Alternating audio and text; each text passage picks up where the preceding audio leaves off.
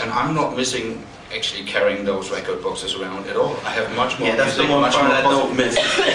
much more possibilities to do something. Even if I have just like, you know, a blink idea, maybe 10 minutes before my set, I can still create something and do something and make something special for that. I couldn't do that before. We had to sort of actually cut acetates for like tons of money all the time. And then, you know, first days we had to carry around all those horrible CD players. And, you know, things obviously have changed and I think it's good. But we kind of, to me it seems like we're going toward, we've got this weird kind of disconnection where us guys, you guys, with, you know, everybody I talk to, busier than ever, gigs are packed, not just, I mean, England's actually back on form, London in particular. If anyone goes and spends any time in London, it's absolutely insane. All the top clubs, all busy, Thursday, Friday, Saturday. Same story all over the world pretty much for the best known DJs. And yet music isn't selling. No, I think it has to do.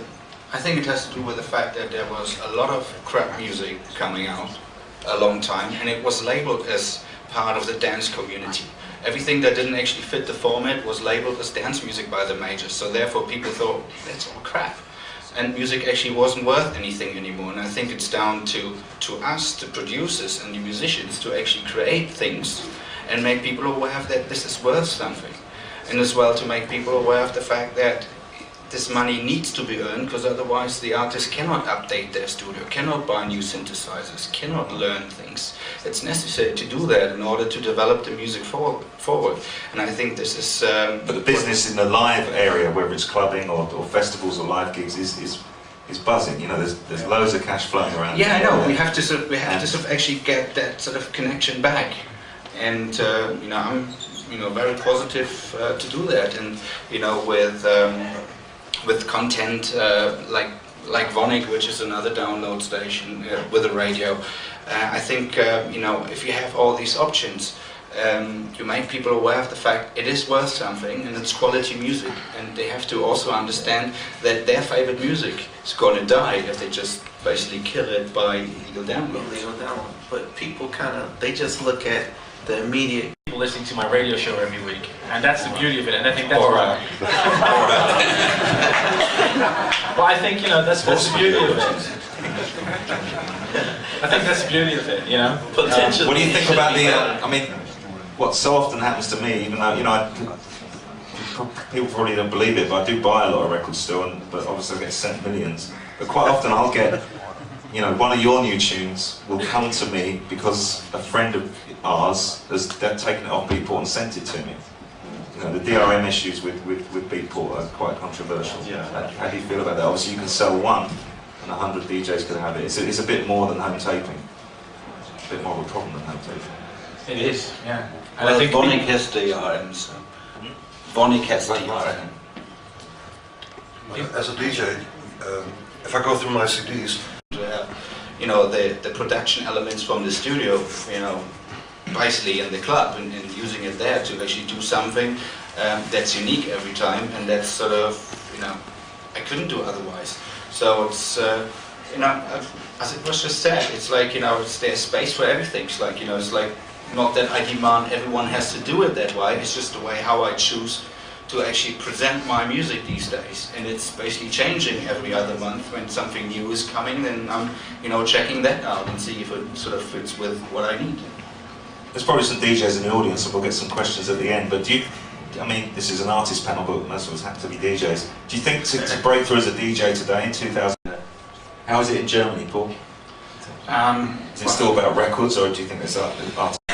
With the phone, with Motorola, it worked out fine, because first of all, you know, the product and what they were aiming for was, you know, young, future-orientated people.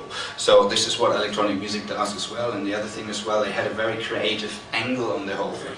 We did like a whole sort of TV ad with Nick Gordon, which is like a really amazing video director. I couldn't probably even afford to make a music video with him. So it was a really sort of cool creative process, and they even, like with the video shoot, gave us different treatments.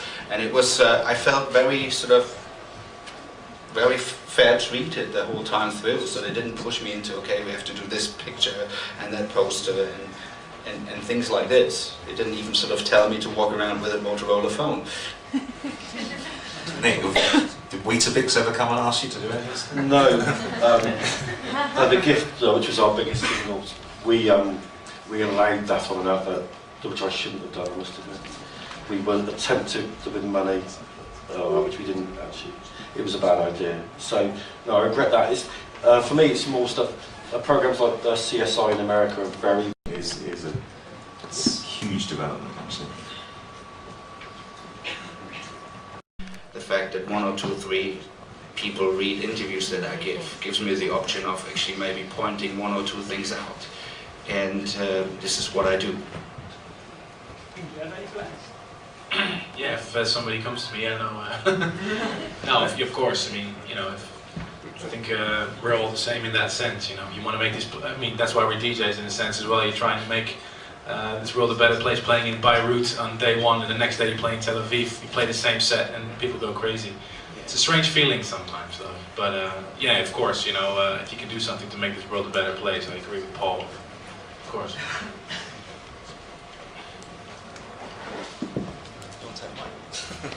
Can I ask what everyone thinks of the future of vinyl and CD singles? Well, I think it's vinyl, especially. I think it's just. You know. But The fight's more entertaining because we're not on the headphones listening to each other, talking to each other. arguing about whether it was shit or not.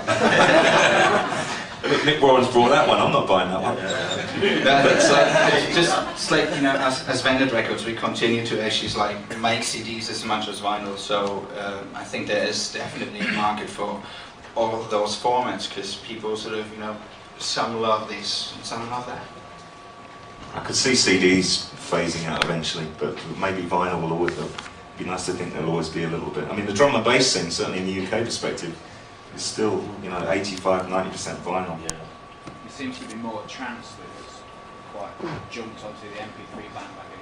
More No, we're still pressing a lot of vinyl. We're actually selling a lot of vinyl as well still. Armada. And Vanguard as well. So. I think that the fact is that we should have got a scorecard. No, it was more about the fact that it's like, you know, in the trancey scene there's still you know, a lot of vinyls that are being sold.